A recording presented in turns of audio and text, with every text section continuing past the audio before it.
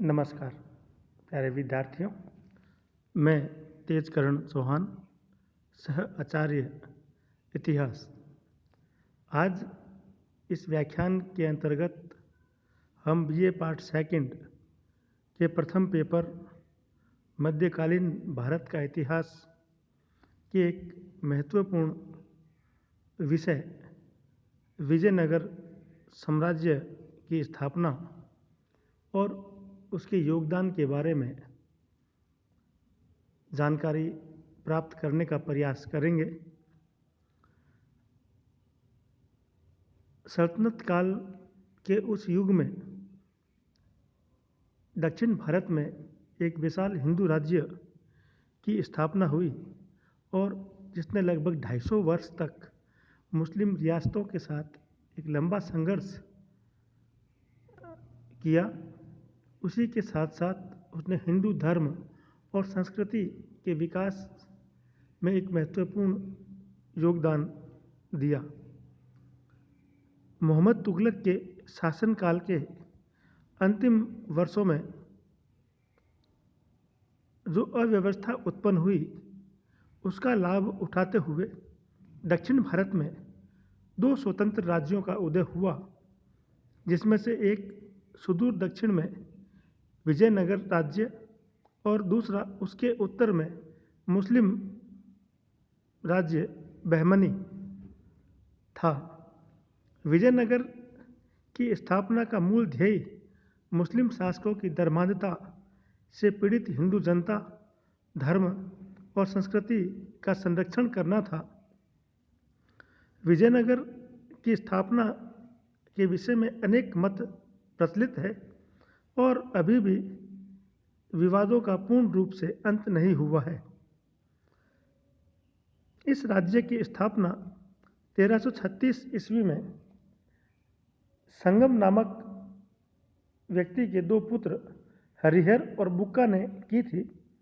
हरिहर और बुक्का के प्रारंभिक जीवन के बारे में अनेक कथाएं सुनने को मिलती है, जिन सब का सार ये है कि मुस्लिम आक्रमणकारी उनको पकड़कर दिल्ली ले गए, जहां उन्हें बलात् मुसलमान बनाया गया और मोहम्मद तुगलक ने उन्हें रायचूर दक्षिण में शांति और व्यवस्था स्थापित करने हेतु भेज दिया। दक्षिण आने के बाद दोनों भाइयों ने इस्लाम त्याग दिया और हिंदू आंदोलन के नेता बन गए और ऐसा प्रतीत होता है कि दोनों भाइयों को दक्षिण के सूरवीर कृष्ण नायक और वीर बल्लाल से प्रोत्साहन प्राप्त हुआ और प्रसिद्ध विद्वान और संत माधव विद्यारण्य और उनके छोटे भाई सायण आचार्य से अत्यधिक प्रेरणा और सहायता मिली। दोनों भाइयों ने तुंगभद्रा नदी के दक्षिणी तट पर हम्पो हस्तिनवतो राज्य की नींव रखी। इसके बाद इन्होंने विद्याधर नामक नगर बसाया। यही नगर आगे चलकर विजयनगर के नाम से प्रसिद्ध हुआ, जिसके साथ साथ इस राज्य का नाम भी विजयनगर साम्राज्य पड़ा और यही नगर इस राज्य की राजधानी भी बना। सर्वप्रथम हरिहर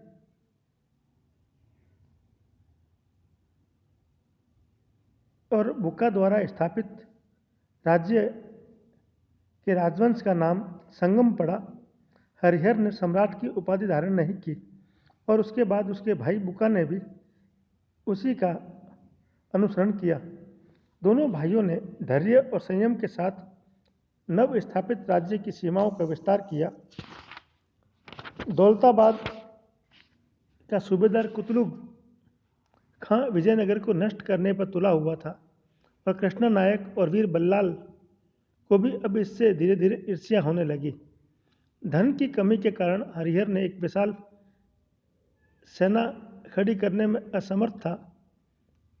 हरिहर ने अपने राज्य की सुरक्षा व्यवस्था को सुदृढ़ बनाया, कृषि को प्रोत्साहन दिया, शांति और व्यवस्था कायम की, जिससे व्यापार वाणिज्य की उन्नति हुई। 1340 के आसपास उन्होंने कोंकण और मलाबार के समुद्र तट को अपने राज्य में मिला लिया, जिससे उनकी व्यापारिक प्रगति हुई।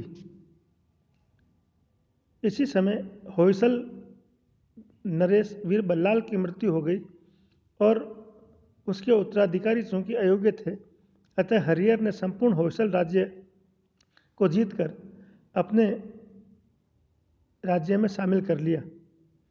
कुछ समय पश्चात उसने कदंब के छोटे राज्यों को भी जीतकर विजयनगर में सम्मिलित कर लिया। हरिहर ने मदुरा के सुल्तान को परास्त कर उसे विजयनगर में सम्मिलित कर लिया। इस प्रकार थोड़े ही समय में हरिहर ने विजयनगर के राज्य को अत्यधिक विस्तृत रूप में परिवर्तित कर दिया। हरिहर की मृत्यु के बाद उसके छोटे भाई बुका ने राजकाज संभाला। उसने मदुरा के मुस्लिम राज्य को जीता।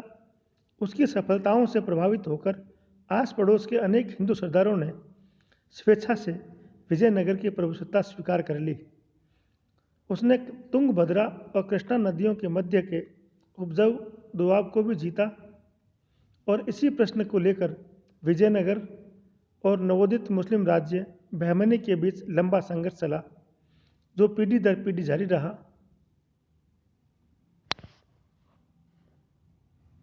बुक्का के पश्चात उसका पुत्र हरिहर द्वितीय 1379 में राजा बना। वह एक बड़ा योद्धा था। उसने मैसूर, त्रिचनापल्ली, कांची, सिंगलपेट और कनारा आदि प्रदेशों को जीतकर विजयनगर का विस्तार किया। उसने बहमनी सुल्तान मोहम्मद शाह द्वितीय के साथ मैत्रीपूर्ण संबंध स्थापित किए, परंतु कुछ समय पश्चात उनके बीच संघर्ष पुनः शुरू हो गया। हरिहर की मृत्यु के पश्चात उसका पुत्र देवराय शासक बना। उसके शासनकाल में बहमनी राज्य से बड़े युद्ध लड़े गए। कहा जाता है देवराय बहमनी राज्य में स्थित मुदगल क्षेत्र की एक सुनारिन पर मोहित हो गया और उसे प्राप्त करने के लिए उसने मुदगल पर आक्रमण किया, परंतु उसे बहमन सुल्तानों से परास्त होना पड़ा। उसके पश्चात देवराय द्वितीय शासक बना। उसने बहमनी के फिरोज शाह के आक्रमण का सामना करना पड़ा, परंतु उसने बहमनी को परास्त कर उसके क्षेत्रों पर अधिकार जमा लिया, जिससे उसकी प्रतिष्ठा बढ़ गई। उसने अपने राज्य की शासन व्यवस्था का पुनः संगठन किया, सेना को एक ठोस आधार पर खड़ा किया। उसने अपनी सेना में मुस्लिम घुड़सवारों और तीरंदाजों को भर्ती किया, परंतु 1443 में बहमन सुल्तान अहमद शाह से वह परास्त हुआ। देवराय ने राज्य की उन्नति के लिए सामुद्रिक व्यापार को बढ़ाने हेतु विशेष अधिकारियों की नियुक्ति की। उसके शासनकाल में 2 विदेशी यात्री, इटली का निकोलो कॉन्टी और ईरान का अब्दुल रज्जाक विजयनगर का पर्यटन करने आए, जिन्होंने विजयनगर के साम्राज्य और समृद्धि का विस्तृत विवरण लिखा है। उसकी मृत्यु के साथ ही संगम वंश का पतन हो गया और उसके कमजोर उत्तराधिकारी विजयनगर पर शासन नहीं कर पाए। उनके उत्तराधिकारियों में उत्तराधिकार संघर्ष हुए और उसी का फायदा उठाकर उन्हीं के एक सामंत नरसिंह सालू ने एक नए राजवंश की नींव डाली, जो सलू वंश के नाम से प्रसिद्ध हुआ। परंतु वह केवल 6 वर्ष शासन कर पाया। यद्यपि वह योग्य और पराक्रमी था, उसने बहमनी और उड़ीसा से युद्ध करके पुनः अपने क्षेत्रों पर अधिकार करने का प्रयास किया।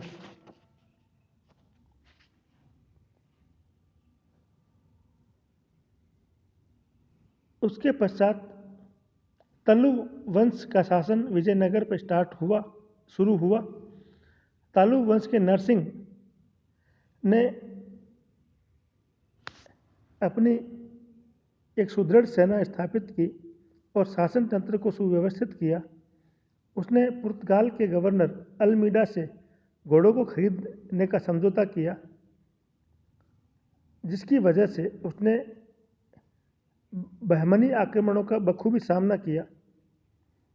नरसिंह की मृत्यु के बाद कृष्णदेव राय विजयनगर की गद्दी पर बैठा, जो विजयनगर साम्राज्य का सबसे महत्वपूर्ण और योग्य और पराक्रमी शासक सिद्ध हुआ।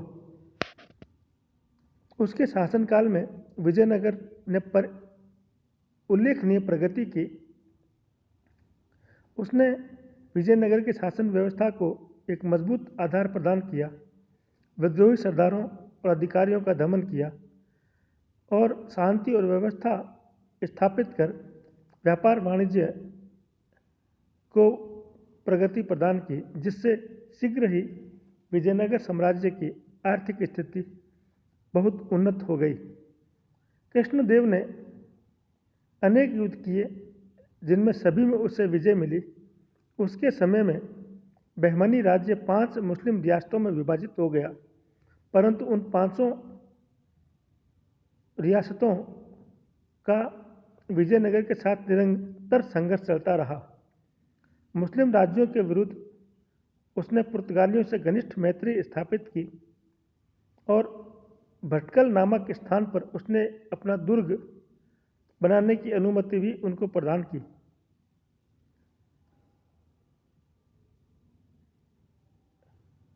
महमूद शाह ने उसके शुरुआती शासनकाल में विजयनगर पर आक्रमण किया और उसे जिहाद की संज्ञा देकर मुसलमानों को उत्तेजित किया, परंतु कृष्णदेव राय ने धैर्यतापूर्वक शत्रु का सामना किया और उन्हें परास्त कर खदेड़ दिया।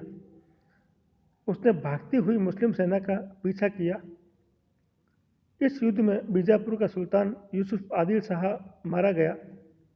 कृष्णदेव राय ने रायचूर का दुर्ग और कृष्णा तुंगभद्रा नदी के उपजाऊ दोआब को जीतकर विजयनगर में सम्मिलित कर लिया।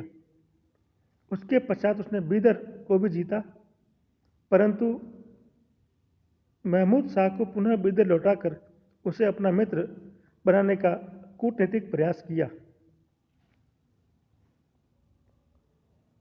उसके बाद उसने अपने पड़ोसी शत्रु उड़ीसा पर आक्रमण किया और उड़ीसा के राजाओं को पराजित कर वापस वो क्षेत्र जीते जो उसके दुर्बल पूर्व अधिकारियों के समय उड़ीसा ने हथिया लिए थे। इस प्रकार हम देखते हैं कि उसने अनेक किलों कोडुविंदु और कोडपल्ली पर अधिकार किया और उड़ीसा के राजा, उसकी पत्नी और उसके पुत्र के साथ सम्मानजनक व्यवहार करते हुए पुनः उन्हें उड़ीसा की गद्दी पर बिठाया। तब उड़ीसा के राजा ने अपनी पुत्री का विवाह कृष्णदेव के साथ किया, जिससे उड़ीसा और विजयनगर के बीच सौहार्दपूर्ण संबंध स्थापित हो गए। कृष्णदेव राय अपने समय का महान विजेता था। वह विद्वान विद्यानुरागी भी था। उसने अनेक प्रकार के निर्माण कार्य करवाए। उसने नागलपुर नामक एक नया नगर भी बसाया। अपनी राजधानी विजयनगर की सुंदरता को बढ़ाने के लिए उसने अनेक मंडप और गोपुरम बनवाए और विद्वानों, कवियों, कलाकारों, साहित्यकारों को राज्य आश्रय प्रदान किया। उसके शासनकाल में पुर्तगाली यात्री डोमिंगो पेइज भारत आया, जिसमें उसने कृष्णदेव राय और विजयनगर साम्राज्य की आर्थिक समृद्धि की भूरी भूरी प्रशंसा की है। मुगल सम्राट बाबर ने भी अपने संस्मरणों में विजयनगर को एक शक्तिशाली शासक के रूप में बताया है। कृष्णदेव राय के उत्तराधिकारी निर्बल साबित हुए। उसकी मृत्यु के बाद उसके छोटे भाई अच्युत राव ने शासन किया, परंतु वह कमजोर शासक था। उसके समय उसका भतीजा सदाशिव राय के हाथों में सारी सत्ता रही, परंतु राज्य की वास्तविक शक्ति उसके प्रधानमंत्री राम राय के हाथों में आ गई। यूं तो राम राय योग्य शासक था, परंतु अत्यंत महत्वाकांक्षी और दंभी था, जिसकी वजह से दक्षिण के मुस्लिम राज्यों को आपस में समन्वय करने का अवसर प्राप्त हो गया। उसने 1543 में बीजापुर, अहमदनगर और गोलकुंडा के खिलाफ संयुक्त युद्ध लड़ा और उसी के काल में 1565 में प्रसिद्ध तालीकोटा का युद्ध लड़ा गया, जिसमें विजयनगर की निर्णायक पराजय हुई। अहमदनगर, बीजापुर, गोलकुंडा और बीदर की संयुक्त सेनाओं ने हुसैन निजाम शाह के नेतृत्व में विजयनगर पर आक्रमण कर दिया। राम राय को इसकी सूचना मिल गई थी, परंतु अभिमान में चूर राम राय ने सैनिक तैयारी में कोई रुचि नहीं दिखाई। जब मुस्लिम सेनाएं राज्य की सीमाओं के पास आ पहुंची, तब वह आगे बढ़ा। 23 जनवरी 1565 को कृष्णा नदी के किनारे तालीकोटा नामक स्थान पर भीषण युद्ध हुआ, जिसमें राम राय परास्त हुआ। हुसैन निजाम शाह ने उसका वध कर दिया और उसके बाद मुस्लिम सेनाओं ने विजयनगर का सत्यानाश कर दिया। सेवेल लिखते हैं, संसार के इतिहास में कभी भी इतने वैभवशाली नगर का इस प्रकार सहसा सर्वनाश नहीं किया गया जैसा विजयनगर का। तालीकोटा की पराजय और विजयनगर के सर्वनाश के बाद राम राय के भाई तिरुमल ने वेनुगोंडा को राजधानी बनाया, परंतु और विजेताओं की आपसी फूट और उनकी वापसी में तिरुमल ने कुछ अंशों में विजयनगर की शक्ति को पुनः प्रतिष्ठित करने का प्रयास किया। उसने राज्य की प्रतिष्ठा को कायम किया। उसके शासनकाल में राज्य का विघटन शुरू हो गया। मैसूर उससे अलग हो गया। अराविदु वंश अलग होकर एक क्षेत्र विशेष पर राज करने लगे। बीजापुर और गोलकुंडा के आक्रमणों का वे सामना नहीं कर सके। परिणाम स्वरूप संपूर्ण साम्राज्य में अव्यवस्था फैल गई। श्रीरंगपट्टनम, वैदनूर, मदुरा, तंजौर आदि के नायक अर्थात सामंतों ने अपने आप को स्वतंत्र कर दिया। इस प्रकार विजयनगर साम्राज्य 1570 के आसपास बिखर गया। विजयनगर साम्राज्य के पतन के क्या कारण थे, उसके बारे में हम थोड़ी चर्चा यहाँ करेंगे।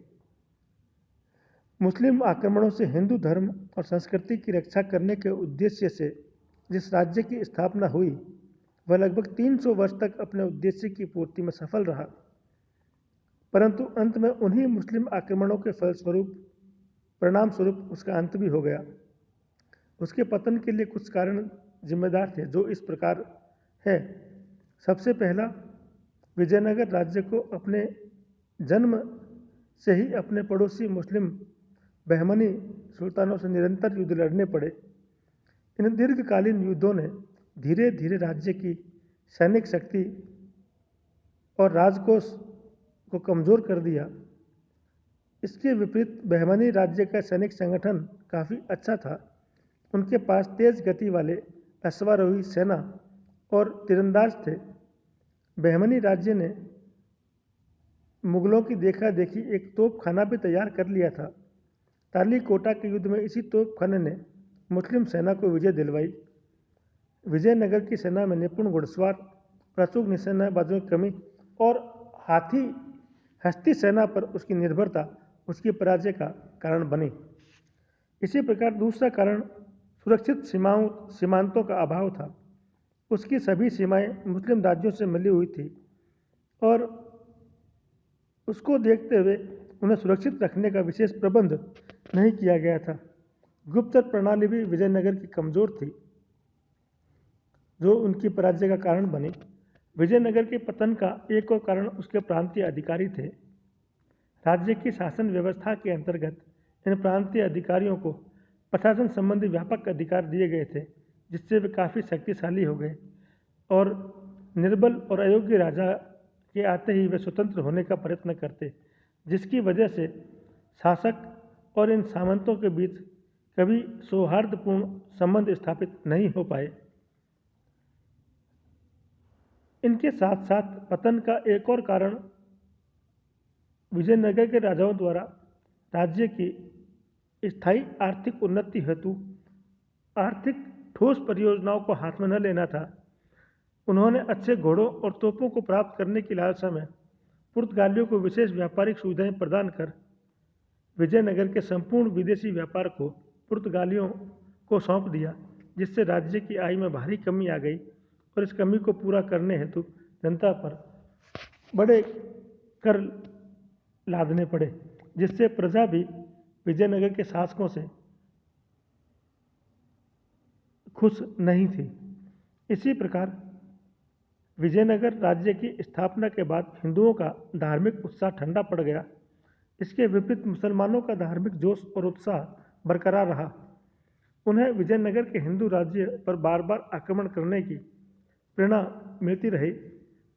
अहमदनगर पर किए गए आक्रमण के समय विजयनगर की सेना ने मुसलमानों की धार्मिक भावनाओं पर भी कुठाराघात किया, जिसे वे भूल नहीं पाए और शीघ्र ही उन्होंने अपने आंतरिक विवादों को भुलाकर विजयनगर के विरुद्ध सभी रियासतों का एक गठबंधन बनाया और विजयनगर पर आक्रमण कर विजयनगर को परास्त कर दिया। विजयनगर साम्राज्य की शासन व्यवस्था भी अत्यंत कुशल प्रकार की थी। अब हम थोड़ा शासन व्यवस्था के बारे में जान लेते हैं। विजयनगर में निरंकुश राजतंत्रात्मक शासन व्यवस्था विद्यमान थी। राजा संपूर्ण शक्ति का स्रोत था, क्योंकि उसकी स्थापना के लिए धार्मिक भावना ही उत्तरदायी थी। अतः निरंकुश होने पर भी वह उदार था। वह अत्याचारी और उत्तरदायित्व विहीन निरंकुश शासक नहीं था। वह धर्म अनुसार शासन कार्य संचालित करता था। राजा के शासन संबंधी कार्यों में सहायता देने के लिए एक मंत्रिपरिषद थी। मंत्रिपरिषद में प्रधानमंत्री, सेनापति, कोषाध्यक्ष इत्यादि थे। विजयनगर साम्राज्य की यह मंत्रिपरिषद अष्टदिग्गज के नाम से जानी जाती थी। इसमें अधिकांश उच्च कुलीन परिवारों के लोग सम्मिलित होते थे। प्रशासनिक कार्यों में सहायता देने के लिए एक बड़ी समिति थी, जिसमें प्रांतीय अधिकारी, सेनानायक, पुरोहित, विद्वान और प्रतिष्ठित नागरिक सम्मिलित होते थे। विदेशी व्यापारियों और यात्रियों और कूटनीतिज्ञों के लिए जो एक विशेष कौतूहल का विषय था प्रांतीय शासन। इसी प्रकार विजयनगर का प्रांतीय शासन 6 प्रांतों में बटा हुआ था, अर्थात विजयनगर साम्राज्य 6 प्रांतों में बटा हुआ था। प्रत्येक प्रांत का एक समान अधिकारी होता था, जिसे नायक या सूबेदार कहते थे। नायक पद पर सामान्यतः राजवंश या प्रमुख सामंतों के सदस्यों को ही नियुक्त किया जाता था। राजा की भांति नायक को भी प्रांतीय शासन के सभी अधिकार प्राप्त थे। वह अपनी प्रांत की आय व्यय का हिसाब केंद्र सरकार को भेजता था। राजा का आदेश मिलने पर नायक केंद्र सरकार की सहायतार्थ अपने सैनिक दस्तों को भी भेजता था। इसी प्रकार प्रांत जिलों में विभाजित थे और जिला छोटी इकाइयों में विभाजित थे। मूल इकाई शासन की गांव था, जो पूर्णतया आत्मनिर्भर था। गांव की व्यवस्था के लिए गांव सभा को अनेक वंशानुगत अधिकारी, चौधरी, चौकीदार, लेखक, तोला इत्यादि की सहायता से संचालित किया जाता था, जिनको कृषि उपज का एक भाग वेतन के रूप में दिया जाता था। महानायक आचार्य नामक केंद्रीय अधिकारी समय समय पर इन गांवों की व्यवस्था का निरीक्षण करता था। आमतौर पर केंद्र सरकार इनमें बहुत कम हस्तक्षेप करती थी। इसी प्रकार विजयनगर राज्य की राजस्व व्यवस्था का मुख्य साधन भू राजस्व था। भू राजस्व के अलावा कुछ अन्य प्रकार के कर भी राज्य की आय के प्रमुख साधन थे। राज्य की समस्त भूमि का मालिक राजा माना जाता था। राजा ने अधिकांश भूमि अपने सामंतों को सौंप रखी थी और सामंतों ने अपनी भूमि कृषि कार्य के लिए किसानों को दे दी थी। किसानों से कुल उपज का 1/5वां भाग भूमि कर के रूप में वसूल किया जाता था। भूमि कर का आधा भाग सामंत लोग अपने पास रखते थे और शेष भाग केंद्रीय कोष में जमा करते थे। भूमि कर के अलावा किसानों से पशु कर और चराई कर भी वसूले जाते थे। पड़ोसी राज्यों के निरंतर आक्रमण के कारण राज्य को अधिक धन जुटाने की आवश्यकता पड़ी और आम जनता पर अनेक प्रकार के कर भी लगाए गए, जैसे विवाह कर, उत्पादन कर, खाद्यान्न कर इत्यादि। करों की मार से शायद ही कोई व्यवसाय अछूता रहा हो। करों की वसूली अत्यंत कठोरता के साथ की जाती थी। इसी प्रकार न्यायिक व्यवस्था के अंतर्गत राजा न्याय का अंतिम स्रोत था और वह अंतिम अपील और महत्वपूर्ण अभियोगों का फैसला करता था। राज्य में बहुत से राज के न्यायालय थे जिनके न्यायाधीशों की नियुक्ति राजा के द्वारा की जाती थी। गांव वाले गांव सभाओं और पंचायतों के माध्यम से न्याय प्राप्त करते थे। ग्राम पंचायत के निर्णय के विरुद्ध राजा से अपील की जाती थी। राज्य की न्याय व्यवस्था परंपरागत नियमों, रीति रिवाजों और संवैधानिक व्यवहारों पर आधारित थी। दंड विधान कठोर था। चोरी, व्यभिचार और राजद्रोह के मामलों में अंग भंग और मृत्युदंड की सजा दी जाती थी। छोटे अपराध के लिए आर्थिक जुर्माना और कभी कभी संपत्ति को जब्त करने का दंड दिया जाता था और ब्राह्मण को मृत्युदंड नहीं दिया जाता था। इस प्रकार हम देखते हैं विजयनगर साम्राज्य की सामाजिक, धार्मिक और आर्थिक स्थिति काफ़ी अच्छी थी और उन्होंने जीवन के सभी क्षेत्रों में पर्याप्त प्रगति कर ली थी। साम्राज्य की संपन्नता का मुख्य आधार कृषि और पशुपालन था। विजयनगर के शासकों ने सिंचाई नीति द्वारा कृषि के उत्पादन में वृद्धि को प्रोत्साहन दिया था। कृषि के अलावा अनेक उद्योग धंधे थे जिनमें वस्त्र और धातुओं के उद्योग मुख्य थे, जिनसे राजकीय आय प्राप्त होती थी। इनके साथ साम्राज्य के पास अनेक बंदरगाह थे जिनसे पुर्तगाल, अफ्रीका, ईरान, अरब, बर्मा, मलाया, चीन, श्रीलंका आदि के साथ समुद्री व्यापार होता था। वस्त्र, चावल, लोहा, शक्कर, मसाले, सोरा इत्यादि का निर्यात किया जाता था और घोड़े, हाथी, मोती, तांबा, कोयला, पारा, रेशम आदि बाहर से मंगाए जाते थे। राज्य के पास अपना एक जहाजी बेड़ा भी था और जहाज निर्माण उद्योग भी पर्याप्त उन्नत अवस्था में था। विजयनगर के शासक महान निर्माता भी थे। उन्होंने कला और स्थापत्य में रुचि ली थी। उन्होंने अनेक जलाशय, झीलें, बांध, नहर, पुल, विशाल राजप्रसाद और मंदिरों का निर्माण करवाया। कृष्णदेव राय के समय का बना हजारा मंदिर विशेष रूप से प्रसिद्ध है। विट्ठल स्वामी का मंदिर भी उसी युग की स्थापत्य कला का एक और श्रेष्ठ उदाहरण है। साहित्य के क्षेत्र में भी विजयनगर में पर्याप्त प्रगति हुई। संस्कृत, तमिल, तेलुगु और कन्नड़ भाषाओं में पर्याप्त उन्नति हुई। विजयनगर के इतिहास के प्रारंभिक काल में वेदों के प्रख्यात भाष्यकार सायण और उसके भाई माधव विद्यारण्य हुए।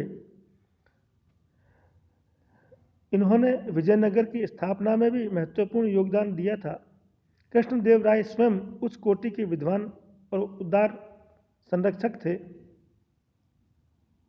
तेलुगु साहित्य का महान कवि अलसानी उन्हीं के काल में हुआ।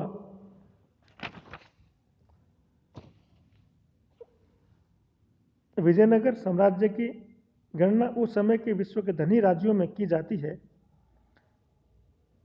इटली का यात्री निकोलो कॉन्टी लिखता है कि नगर की परिधि 60 मील है, उसकी दीवारें पर्वत शिखरों तक पहुंचती है। अनुमान से लगभग 90,000 व्यक्ति अस्त्र शस्त्र धारण करने योग्य है और यहाँ का राजा भारत के अन्य सभी राजाओं में शक्तिशाली है। इसी प्रकार ईरानी पर्यटक अब्दुल रज्जाक लिखता है, राजा के कोष गृह में अनेक गड्ढे खुदे हुए हैं जिनमें पिघला हुआ सोना भर दिया गया है, जिनकी ठोस सिलाएं बन गई है। देश को सभी उच्च और निम्न जातियों के निवासी कानों, कंठों, बाजुओं, कलाइयों और अंगुलियों में जवाहरात और सोने के आभूषण पहनते हैं। इसी प्रकार पुर्तगाली यात्री डोमिंगो पेज लिखता है, राजा के पास भारी मात्रा में कोष, हाथी और सैनिक है। इस नगर में प्रत्येक राष्ट्र और जाति के लोग मिलेंगे क्योंकि यहाँ व्यापार अधिक होता है और हीरे आदि बहुमूल्य पत्थर प्रचुर मात्रा में उपलब्ध है। इसी प्रकार विजयनगर की स्थापना के पश्चात हिंदू धर्म का पुनरुत्थान हुआ। यहाँ के शासकों ने विशेष रुचि ली। वैष्णव धर्म को मानने वाले अनेक प्रकार के नियमों और परंपराओं को स्थापित किया।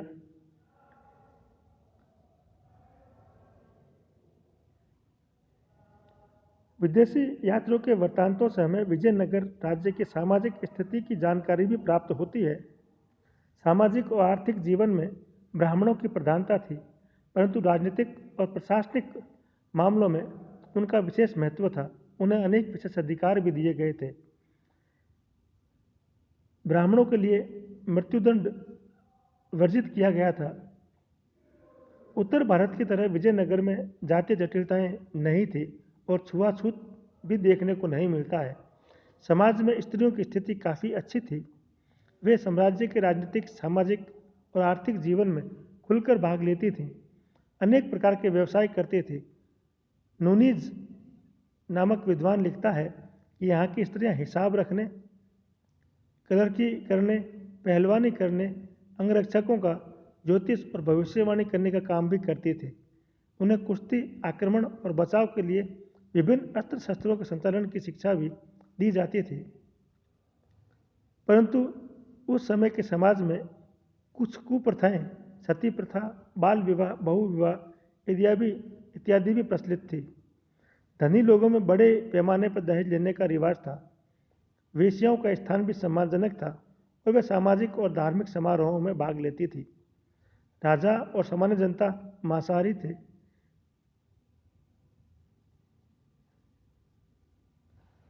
इस प्रकार हम देखते हैं कि उस काल में विजयनगर राज्य ने पर्याप्त रूप से उन्नति की और एक विशाल साम्राज्य के रूप में लगभग 300 वर्ष तक हिंदू धर्म और संस्कृति की रक्षा की और मुस्लिम सुल्तानों और रियासतों को खदेड़ने में उन्होंने बड़ी सफलता प्राप्त की थी।